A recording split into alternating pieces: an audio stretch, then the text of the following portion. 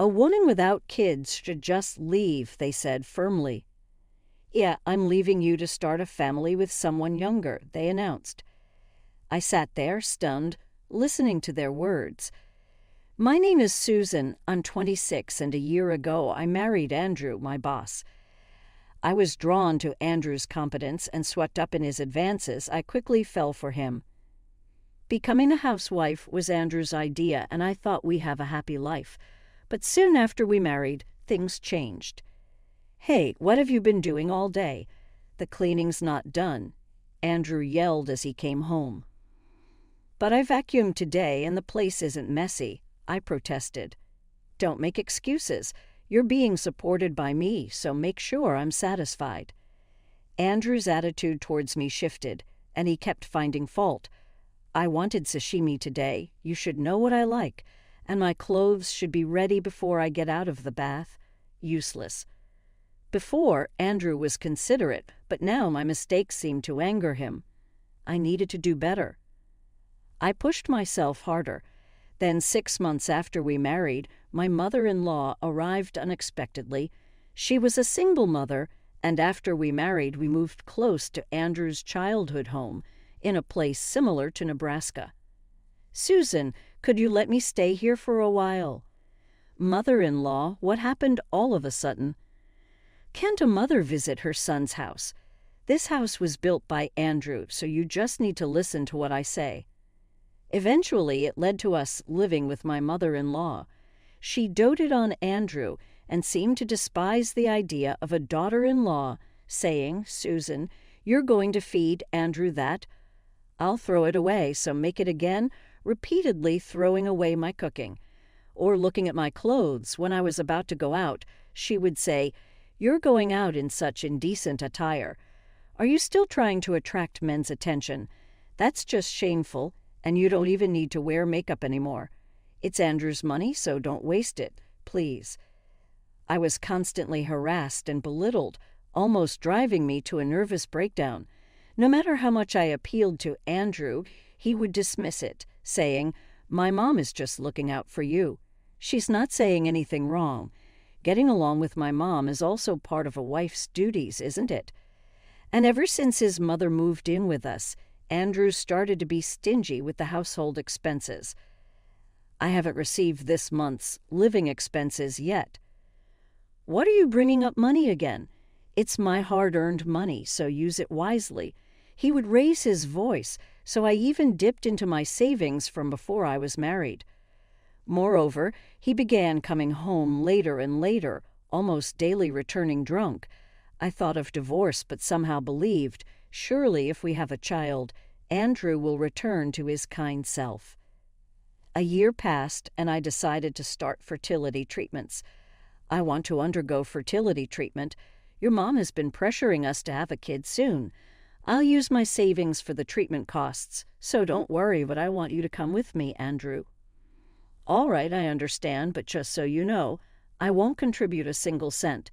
You handle all the troublesome stuff. It was a long shot, but Andrew surprisingly agreed. We went to a fertility clinic for tests. A few weeks after the tests, I was called in by the doctor. The results were unexpected. Ovarian cancer. You? That's serious, Andrew said, as if it were someone else's problem, without even looking at me. I was called in by the examining doctor today and was told it looks like they'll have to remove my ovaries. Removal. So does that mean kids are out of the question? As I was about to respond, the living room door burst open and his mother stormed in shouting, a wife who can't have kids is worthless. Yeah, I'll divorce you and find a younger woman to start a family with. They declared this to me. I listened in a daze, but was finally able to give up on Andrew. I filed for divorce. There was no division of assets or alimony. I left with virtually nothing but the clothes on my back. And then one day I was called from behind, and when I turned around, Andrew and my former mother-in-law were standing there. You're Susan, right? Long time no see. I never thought I would run into them again, and I was frozen in shock. Andrew started talking to me as if nothing was wrong. You look well. I heard you had cancer. Thought you might be dead by now, but good to see you're alive," he said with not a shred of delicacy. When I ignored them, he said, "What's with the cold shoulder? I got remarried after we split, but man, the young one doesn't get pregnant and complains a lot, so I ended up divorcing again. Young girls are cute, but they just don't have the patience. You're old and without ovaries, so you must be lonely, right? I'll keep you company." "Oh, Andrew, you're so kind. Since I'm getting on in years, I'll let you take care of me. That way you can stay with Andrew too. It's not a bad deal, right?" The former mother-in-law chimed in. They started saying whatever they wanted, and I was dizzy from their audacity. "Well, it's a problem if you can't have kids, so maybe I'll get a young mistress to have them. Since you can't, you'll just have to deal with it." "Mistress? You think you can get a young mistress now?" I said coldly. Andrew and the former mother-in-law were wide-eyed, probably because I never talked back during our marriage. "Do you even see yourself in the mirror? Sure, you were somewhat decent looking back in the day, but now your balding is noticeable, and you're just a scruffy middle-aged man. No young girl would want to be with you. You should really know your place." "What the hell, Susan? It's rude to say that after not seeing each other for so long." "Who's being rude? You call me old, but I just turned 30 while you're much older than me. You were already in your 40s before we married, and it's been 5 years since then. You're the real old man. Where do you think you'll find a young girl who'd choose someone like you? Girls have the right to choose too." "Cut it out, will you? We've talked for a while, but I couldn't care less about what's going on with you. Your new wife, she was the bartender from the club you practically lived in before our divorce, right? How did you? You thought I didn't know.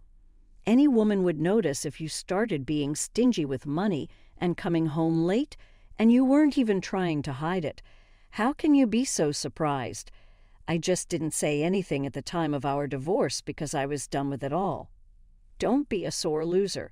You're just jealous because a young, cute girl took me away from you, and you left in despair the moment I decided to divorce you. I had no love left for you, and let me make it clear, since you seem to be misunderstanding, you didn't get remarried because you're a catch. It was because you were a good customer who spent a lot of money. She was after your wallet. You really should take a harder look at yourself." Andrew was speechless, his mouth agape in surprise. In fact, after undergoing fertility tests, I secretly followed Andrew to make sure he wouldn't find out. After Andrew entered what seemed to be a club with some colleagues, I was wondering what to do when a woman coming to work said, "Hey there, do you need something from our club?" "Ah, actually, I secretly followed my husband here." Well, why don't you sneak in then? You must have your reasons, right?" The woman let me in. "The thing is, my husband's been coming home late every day, and he's hardly giving me any money anymore." "The customer who just arrived, that's Andrew, right?" "Yeah, that's right. Does he come here every night?"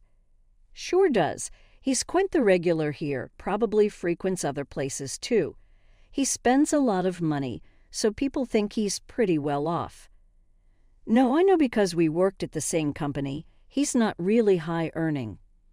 "I see. So he's not bringing money home anymore, right? Maybe he's in debt. You might want to consider getting away." "Oh, but since he's thought to be well off, there are a few girls here seriously trying to catch Andrew's attention. To be frank, even an old guy like him can get some action if he has money. If things continue this way, it wouldn't be surprising if an affair starts. Then you're stuck with an old man who doesn't contribute financially, cheats, and offers nothing good.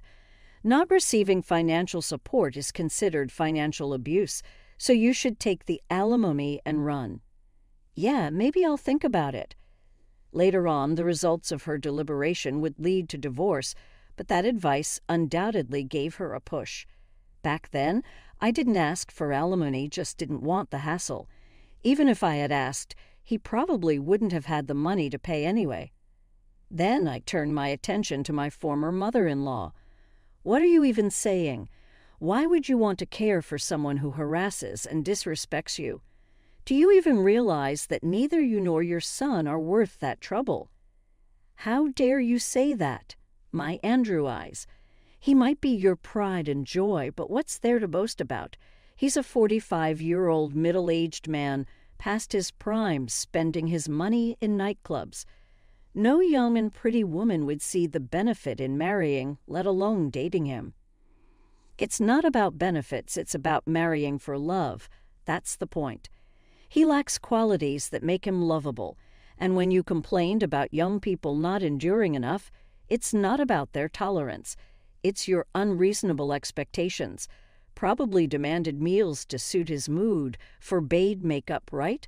That's why his second marriage failed too. At my words, the two of them started to rant and rave. During my marriage, I used to get depressed from their criticism and was afraid of Andrew's disapproval to the point of not being able to talk back. But now nothing they say affects me.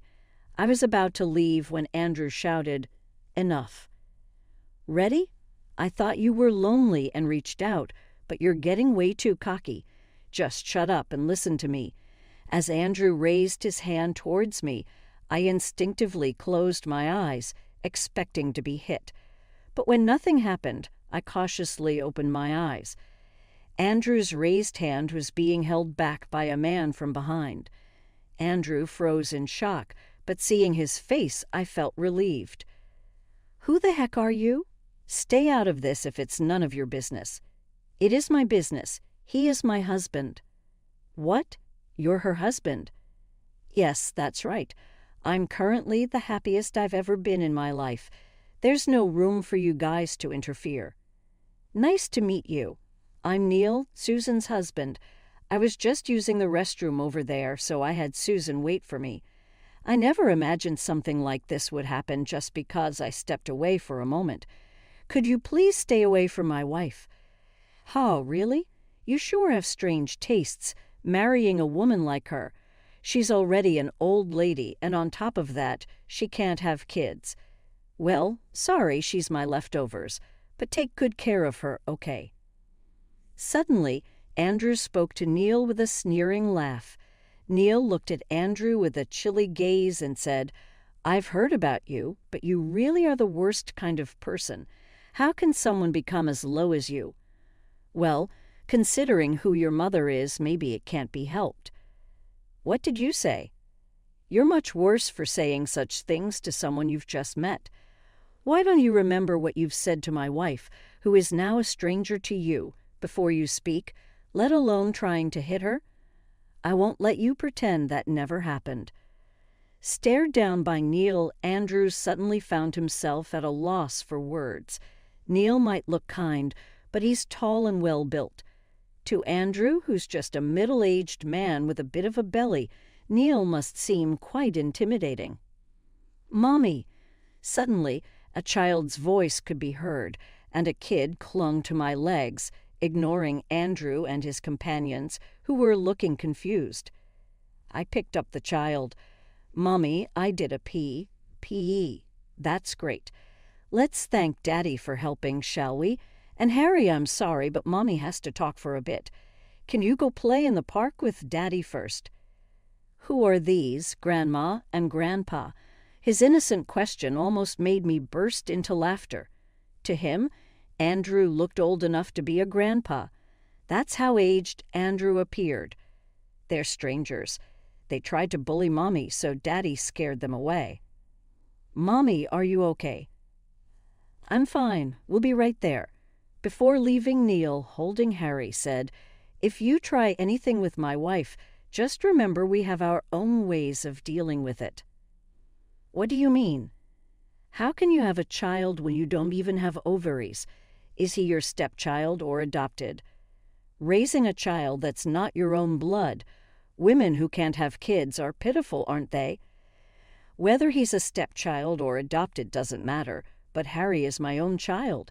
You divorced me without listening to my explanation, remember. Seeing Andrew bewildered, I decided to explain things to him. My ovarian cancer was in its early stages, and there was no sign of metastasis, so one of my ovaries could be preserved. Of course, monitoring and treatment were necessary, but the surgery went well, and thanks to dealing with it early, I was able to get pregnant and give birth. What if that was the case? You should have just said so. I was going to tell you, but without any explanation you decided that I couldn't get pregnant, that you didn't want a woman like that, and you slapped me with divorce papers, didn't you? Anyway, I don't think the outcome would have been any different even if I had explained. You were infatuated with a young and cute club bartender. When I said that, Andrew awkwardly looked away. I thought about leaving these two, but before I did, I decided to give Andrew a dose of reality. Well, I managed to have a cute little one, but you should be more worried about yourself than others, huh? What do you mean by that?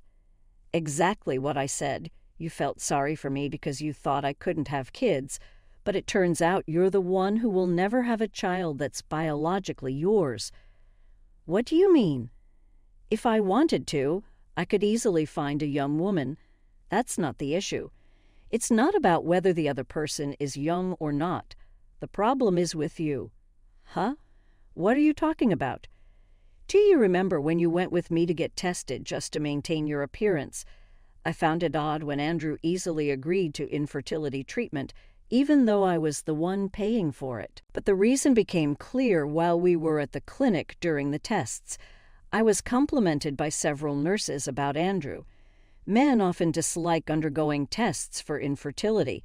I mean, we do ask them to provide a sperm sample at the clinic, so I get it. But it's really nice to see a husband who cooperates from the start. Even the head doctor told me this, and I had an epiphany. Andrew just wanted to look good in front of the hospital staff. It wasn't that he was cooperative with the infertility treatment. He just wanted to improve his public image, especially in front of people I interacted with. Ah, so what? I went to hear the test results by myself. You probably wanted to come just to boost your reputation among the nurses. But then my cancer was discovered, and I was suddenly called in. You couldn't come because of work, and you hardly paid any attention to my cancer, so you must have completely forgotten your own test results, right? Or did you not listen because you were so confident there wouldn't be any issues with you? What's with the suspense? Just spit it out already. It's azoospermia. What?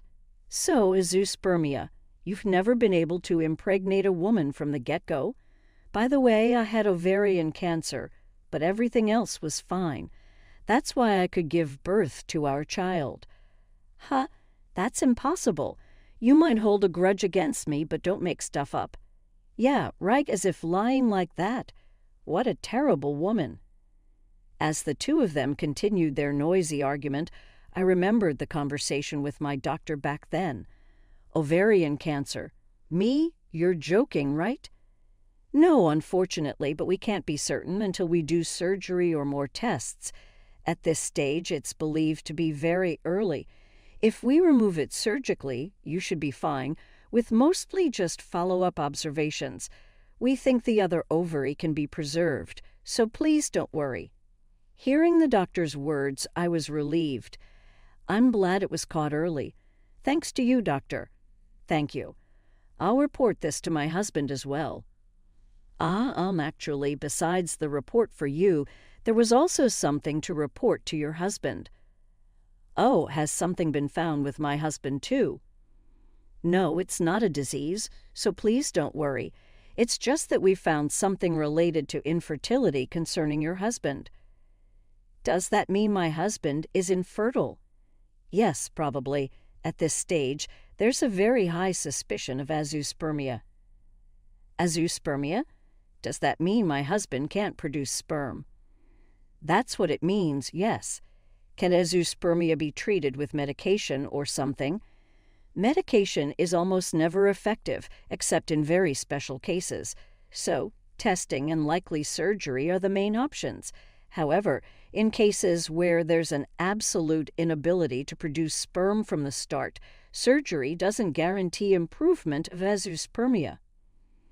I see. So even if my ovary can be preserved, there's a chance we won't be able to conceive because of my husband's issue. That's the situation. However, azoospermia hasn't been definitively diagnosed yet. First, another test is necessary. Understood. I'll report this to my husband as well. I thanked him and left the consultation room. I intended to report everything to Andrew when I got home, but after sharing about my ovarian cancer, Andrew and my former mother-in-law declared they were leaving me, so I lost the will to tell him the rest. I won't deny there was a bit of malice in not telling him. If you think I'm lying, that's fine. But if you're worried, why don't you check it out? The doctor at the time said it wasn't definitive yet. Plus, it said that sperm quality deteriorates over time, and given your age, you might want to hurry up. Well, you're already 45, and even if you had surgery, finding someone might be tough. Maybe if you were a bit younger, there would have been someone willing to marry you even without children. But with a personality like that, and now the way you look, it's hopeless, I guess. I blurted all that out in one go, leaving the two of them dumbfounded and motionless, and was about to head to the park where Neil was waiting, but I added, also, if you try to contact us in the future, I'll consult the appropriate authorities. You know what that means, right? What do you mean, appropriate authorities? Could be the police or a lawyer, depends on the situation, but it'll definitely be bad for you too. I made sure to drive that point home, looking at the two of them still dejected and motionless. I finally headed towards Neil. A few days later, Neil shared some news about Andrew with me. Andrew was officially diagnosed with azoospermia. It's supposed to be a secret, so keep it between us. Turns out, Neil works as a nurse at a hospital affiliated with the infertility clinic I was attending. We met when I was transferred to Neil's hospital for my ovarian cancer surgery. I see. Well, it doesn't really matter to me anymore, but I guess he took it pretty hard. He was quite shocked. He came with his mother, who was yelling and making a scene. Quite a mess. It seems like the azoospermia is congenital, not something surgery can fix. I feel a bit sorry for his mother, despite her being a terrible person. Time passed, and I heard from a former colleague still working at the same company as Andrew that he had been demoted. Demoted? Did he do something at the company? It seems he had a fight with his mother at home and hit her. Was that because of the azoospermia? I'm not sure, but probably. It turned into a police matter. Lately, Andrew has been irritable at work, and once the police involvement became known, he was ostracized. His pride made it worse, creating a vicious cycle. He had to take care of his mother, who got injured during the incident. He used to be just a chubby guy, but now he's become even more unkempt and overweight. The whole situation affected his work, leading to his demotion.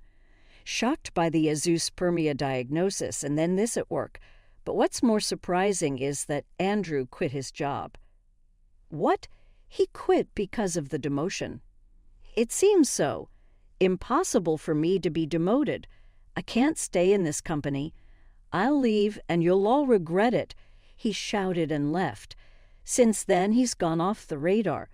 Wow, his pride really is something. He'll be the one regretting it. I think Andrew believed he was good at his job, and I thought so too before we got married, but it turns out he wasn't trusted with important tasks after all.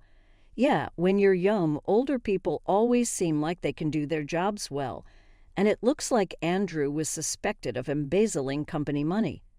Wow, that's a crime.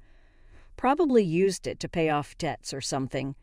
It seems like it was hard to prosecute him for it, so they intentionally kept him away from important tasks without him noticing.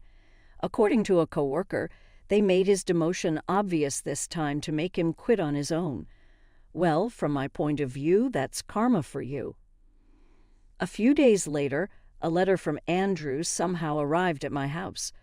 Are you doing well? I'm not doing well at all. I was suddenly demoted at work, so I quit my job. It's outrageous to demote me after all the hard work I've put in, right? The company will surely struggle without me, but it's their own fault. Now I live with my mom.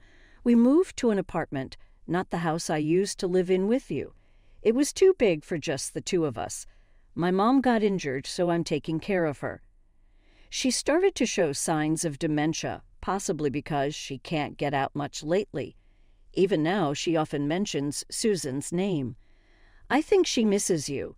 Truth be told, I still love you, Susan. I remember the room you kept so tidy and the meals you cooked for me, and I regret what I did to you. Susan, please come back. You have a child now, so I don't think you'd mind that I'm infertile. I'll even forgive your current husband if you return to me. You're happier with me, I'm sure.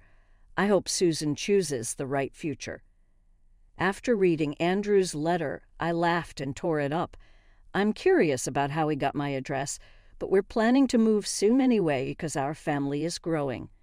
The only good thing is that Andrew's genes won't be passed on